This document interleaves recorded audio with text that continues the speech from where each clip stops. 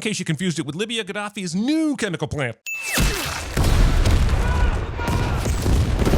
An approaching helicopter is super duper loud, so unless this one dropped out of a fucking Stargate, these missiles shouldn't have been the first clue they were under attack. Having now been through 4 of these Expend4bles opening sequences, I feel like I will now start calling these movies the Interchangeables. God damn it, the Expend4bles. Did you have to drag the Raid's Eco Weiss into your gore orgy? Swear there will be an almighty reckoning if you underuse his talent by even 1%.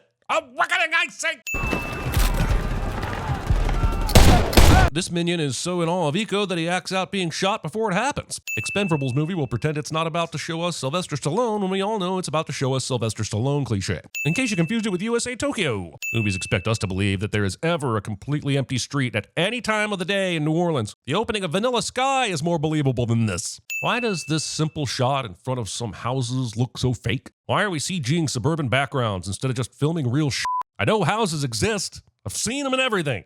Oh, look at me! I'm English! I'm avoidant! I don't like to argue! Gina would be excellent at inherent English repression sins. I can tell that you're also from this planet called Hopeless, where intimate relationships and feelings don't f***ing exist! Oh, you mean Planet Skip? Sounds like my kind of place. When do we leave? To choose this life over friends, over family, we do this for money? That's a definition of prickism. Either I don't have the most up-to-date dictionary at my disposal, or Stallone has been working from a different one entirely all these years, and that suddenly explains so much of the dialogue in these movies. Thumb wrestling. You used to be strong. What happened? Over the top is what happened, Christmas. Do we really have to relive that? Because I really don't want to. Maybe you could meet me halfway. Since you choose to be, Barney, what's the word? Obstinate. Too long. Dumbbells. Dumbbells. Listen here, geniuses. Dumbbells might have one fewer syllable and sound less fancy, but both it and obstinate have 9 letters, making dumbbells a confusing choice on Barney's part and a clear indicator of the downfall of modern cinema. And knuckle dusters or not, Christmas would have been in big trouble if these guys hadn't decided to line their faces up in an orderly fashion to accept their dental work one at a time. My turn, bitch. Using an Eddie Hall instead of a Brian Shaw. You know, I really didn't need this love fest. And neither did the movie. It was a complete and total action-baity waste of runtime, other than this ridiculous jumbo shrimp setup, which, don't worry, we'll fucking get to in good time. The editing in this movie is already driving me nuts. We cut away from the action as Ramat was intimidating this guy in the tank, and this ponytail tells me that when we cut back, he's stepping down from the exact same tank, which means no time has passed since we left him, meaning we interrupted this scene purely because someone thought we couldn't last 3 minutes without seeing Statham and Stallone in a bar fight. Newsflash, f***ers, we could. Sir, there are 3 soldiers guarding the general. You're gonna need backup. Someone who just watched Ramat take out all these soldiers by himself thinks he needs backup for 3 more? What the f*** is he doing? Something that most likely shouldn't work, but will work because Expend4bles. This cannon fodder appears to have forgotten that guns work by firing bullets and not by touch. What's that thing on Gunner's head? Looks like a sick cat. I hope you're savoring those obvious belly laughs you're no doubt experiencing, because this gunner is wearing a hairpiece bit will not get any funnier. Liked him better when he was a drunk. I know what you mean, me too. Not supporting your friend's road to sobriety. Yeah, no punchline on this one, assholes. Support your sober friends. Are they hanging? Gravity setting in. We've got old man testicle jokes, y'all. Barney, keep them tucked. If this job doesn't work out, I'm fairly sure Barney's got a pretty winnable lawsuit on his hands if he wants to sue Marsh for inappropriate conduct between an employer and employee. What the f happened to your ear, man? I'm glad you asked me that. I wrestled in college. I'm glad that with everything this franchise could have caught us up on from the last 3 movies, it chose to focus on Toll Road's cauliflower ear. We have a successful liftoff. The movie had such an obsession with testicle humor, I'm kind of annoyed they didn't slide another nut joke in here. I'm a complicated man. You know, Toro, what I'm talking about, right? Getting discount Antonio Banderas from a discount Antonio Banderas. You know what is a golden shower? I would give all the sins back if Galan was about to express his love for an underappreciated butthole surfer song. But alas, he's instead making fun of people's sexual kinks. And just this movie and its locker room humor, it wouldn't even go over well in most locker rooms. Too much of that. I know, Christmas, and we've still got an hour and 26 minutes of that left to go. To the safest. 8, 1, 4, 2, 7. Wise choice. Making good on your threat before making sure the safe combination he gave you is correct. Check it out. There's something happening at the weapons plant. The whole reason they're here is because something was happening at the weapons plant. Why would this be a surprise to anyone or a command that needed to be given? Gotta go way off target. What do you need, a CNI dog? Yeah, it's like they shouldn't have given the sniper job to someone with eyesight issues. Weird. This high-octane car chase, accompanied by a chorus of gunfire, is failing to elicit the erection I believe it was supposed to. Whichever genius decided to mount the engine of this car on blocks of C4. Christmas is able to throw this knife from a moving vehicle and land it perfectly into the gun atop another moving vehicle. So said gun will not fire anymore. Pretty sure I have found Jason Statham being able to fight multiple sharks more believable. Time to improvise! I can improvise. This is not a plan. This is you saying words and hoping that your sidekick is psychic. Unless this buggy thing was donated to the Expend4bles by Elon Musk, I'm not sure how it's continuing to drive itself at all, let alone perfectly straight. Easy Day decides to do this shit instead of just throwing the bad guy off the moving vehicle. I don't think Easy Day is a good name for this gentleman at all. Initial success or total failure? Initial success. Not a single word of this dialogue makes any goddamn sense, and it's infuriating. It's all, get some, and then that's how we on stuff back home, and my muscles will your muscles, fool. It's just a meaningless miasma of masturbatory machismo. Coming in. The only reason he says this is because the car is about to be flipped, and the script wants us to know Easy Day wasn't still at the turret, as if that would have been the most ridiculous thing we've seen these people survive. Considering the career choices this vehicle has made, it seems more than odd that it didn't come to work with bulletproof glass. Too fast, too expendable.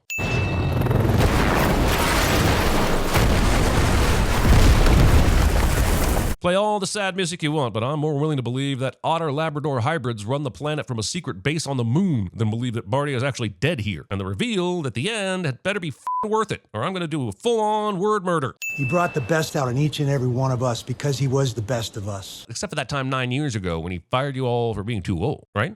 Can I help? Well, since you're asking. Marsh blocking. Well, you disobeyed a direct order from your superior, and that causes the mission, so you're out. The director told Andy Garcia to chew on a toothpick in case firing Lee at his best friend's wake didn't make him seem like enough of an asshole. It was Barney's sacrifice to make, brother. Good death for the mission. It would count. That's very true. And is Gunner wearing a f***ing bolo tie? Also makes total sense if they're kicking Christmas off the team, but leaving in nearsighted Gunner, who would have ended the mission immediately if he could have made the shot and killed Ramon. They would have the detonators and Barney would be alive, but yeah, let's throw Christmas under the bus. Private security detail. A social media influencer. 'Twas the year of our Lord 2023, and Lee's looking for jobs in a f***ing newspaper. The only thing weirder is that a social media influencer did actually post a job in there for him to find. What's up, motherfuckers? What's up is that you appear to be live streaming in landscape mode instead of portrait, which is f***ing awkward on a phone. It's almost as if the scene was put together by someone who is completely out of touch with the thing they're parodying. Look at these Nolan bitches. Which one? No. Which two am I gonna f after? Movie expects me to believe that anyone would watch this idiot's live stream. And the problem is that I do believe you, movie. You're lucky I didn't shoot you. And we're unlucky because that might have ended the movie. Also, Megan Fox is playing Jason Statham's partner in this movie, and Jason Statham's partner in real life is Rosie Huntington-Whiteley, who is the actress that replaced Megan Fox as the female lead in the third Transformers movie. And I guess I'm going to just send myself for how much these facts amuse the f*** out of me. They're definitely more interesting than anything that actually happens in this entire f***ing movie. Barney was part of a classified operation in between international agencies. Considering all of the legit government agencies that Barney has worked with over the years, it now feels weird that Bruce Willis felt the need to hide that he was CIA in the first movie, stealing the partners sexily kick the shit out of each other sequence from the slightly more watchable Mr. and Mrs. Smith. Contrary to what I think we're supposed to believe, this untouched makeup and perfect hair suggests that whatever happened after we cut away from the fighting didn't take very long and didn't involve any touching. When I first met Barney. Opening your post-coital pillow talk with an unsolicited origin story of how you met your dead best friend. Saying what's up with your ears. My ear? Oh, shit. Jeez, we're on this again? And how does anyone in this profession not know what cauliflower is? I've never seen him so quiet. The only mission Galan has been with them on is the one where Barney died. So has Gina ever seen him at all? I'm looking for a man named Daisha. I don't know if it's a kindness or a sin that they waited until the fourth movie to drag poor Tony Jaa into this mess. Why do you have Barney's ring? This f***ing stupid ring is so integral to the plot of this movie that I'm half expecting us to find out it's Dominic Cobb's totem. The Gentara has changed course and is tracking en route to the Russian coast of Vladivostok. Franchise heads to Russia again, but still refuses to provide a Drago-Rocky rematch. Do I need to start the Rocky IV references up again? Name's Fen Leong Bai, Ocelot's former partner who'd love to rat Ocelot out. Then why the f*** hasn't he already? They just told us he's in witness protection, so why aren't they already squeezing him for Ocelot's identity? Is it all just because the script told him to wait? Is that an axe? No, it's a snow shovel. That makes sense.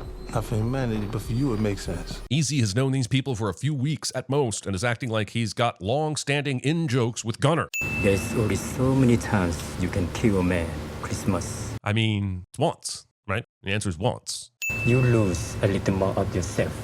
I had to stop before there was nothing left. And yet, Ong Bak 3.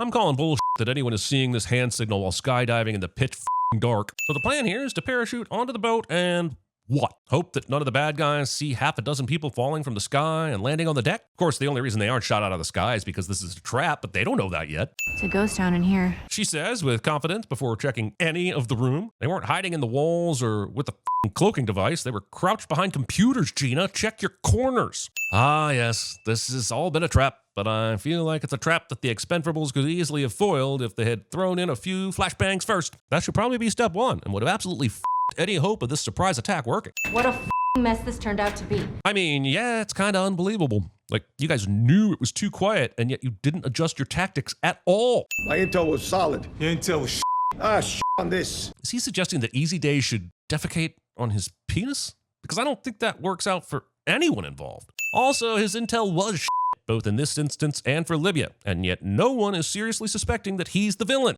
We don't know you. He was verified. Twitter. You heard me, I said Twitter. You sold him out so you can be on top. Oh, back off. She wouldn't do that. What? Him on top? But Gina didn't sell Christmas out. She wasn't even in Libya. Marsh's suggestion makes no sense and seems to only be uttered so he's able to get the on top comment out in the open. We're going to find out eventually that Marsh is Ocelot, and so this is all staged, but staged for whose benefit exactly? What would it even matter at this point if the Expend4bles know Marsh is the bad guy? Marsh has them captured and trapped on a ship with a nuclear bomb on board. Marsh is just wasting time, and considering his plan involves him getting off a ship before a nuclear explosion goes off, time isn't something he has a ton of. I could use you. I can't. If I let the old me out, I don't know if I could ever get him back in. Like Norris before him, we've got a character that refuses to help because their personal code prevents it, but will, of course, break said code to Ex-machina the day with no good reason. Christmas is able to get on this ship this easily and undetected. Maybe they're not expecting him, but it's still a full ship of armed men, and you're telling me not one of them had his eyes facing the side of the ship? Because that would be not likely.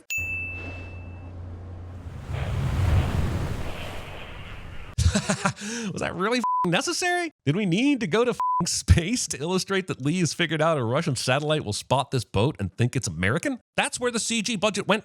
It's your call whether the Expendables need to live up to their namesake or not. But that's the entire point of the Expend4bles. They're expendable. They are useless in a prisoner exchange scenario. Ramat might be a terrible villain. I really don't know how this dot is helping him locate the team in the slightest. Okay, it tells you where they are on this 2D plane, but there's nothing on this that says how deep in the ship they are. And considering he wasn't even supposed to be on this mission, I very much doubt he had access to the blueprints of this ship to fill in the gaps. Come to think of it, how does his phone have this much detail about the damn ship?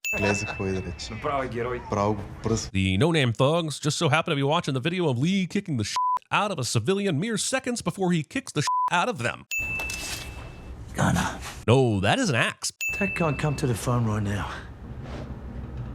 He's a little limp. This movie is 83% dick and ball jokes, which means the entire Expend4bles cast would be excellent at CinemaSins.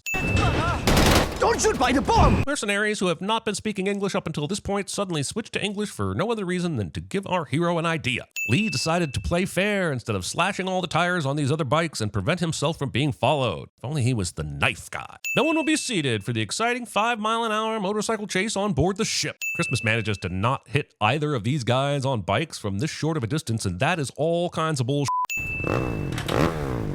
Expend4bles chooses to show us a scene where two motorcycles fight over who has the bigger throttle. These motorcycle tires deflect bullets as if they're made of metal and not, rubber. They're f***ing tires.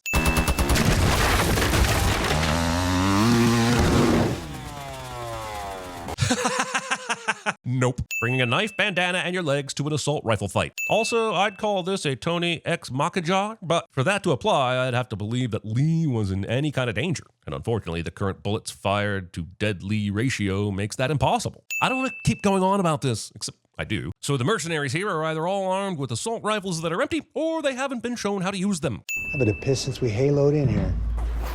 How's the peeping, Dolphy? Dolphy, how's the peeping? Delphi Foxy 50. Because he does like golden showers. One sin for the most bizarre piece of foreshadowing in cinema history. I expect to have my team returned alive. Of course. For what is a man without his word? Oh, I don't know, every villain to villain ever? Well, can you make us something loud and messy? It's already strange that 2 movies in 2023 used 50 Cent's PIMP as a plot device, but it's stranger still that the one actually starring 50 Cent is the less organic example. Okay, everyone, we're going to slowly walk around the deck as if there couldn't possibly be any other bad guys on the ship. Sure, it should absolutely get us killed, but at least we'll look cool when it happens.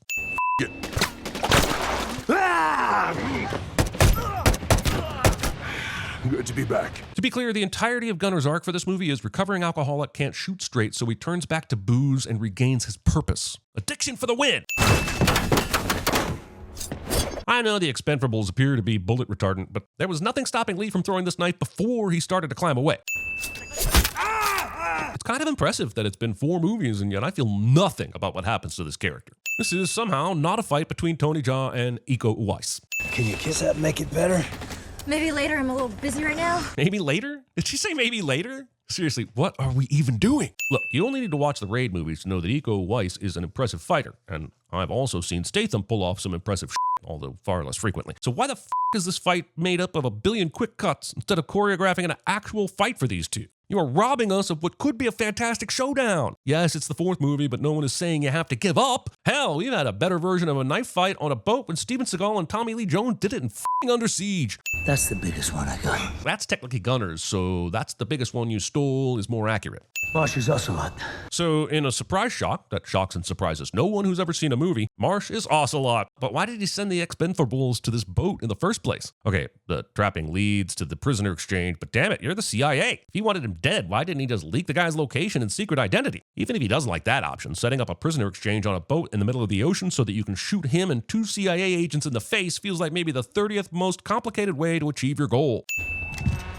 What is she going to do with a chain from back here that the guy with the gun in front of her isn't going to do better? They're not even trying to take cover. How have Marsh's men not already found them? I gotta turn this ship around. Gina doesn't reply, "What? I can't hear a word you're saying over all the boat noises." Does this asshole realize how far away he is? We will now watch Lee jackknife an entire aircraft carrier a full 180 degrees. Even if this is possible, I can't believe this not boat pilot managed to pull it off with confidence by deploying a couple of anchors and setting the propeller to warp 9. How do you feel about a promotion? That he'll never be able to take advantage of because he'll be dead? How's that an incentive? The time in which it takes a boat to sink can depend on a lot of factors, but it is safe to say that it takes longer than 58 seconds, especially considering Barney hasn't even started firing yet, which means this thing went under in less than 50 seconds. 25 years ago, we were doing a covert op and 8 of my team got wiped out.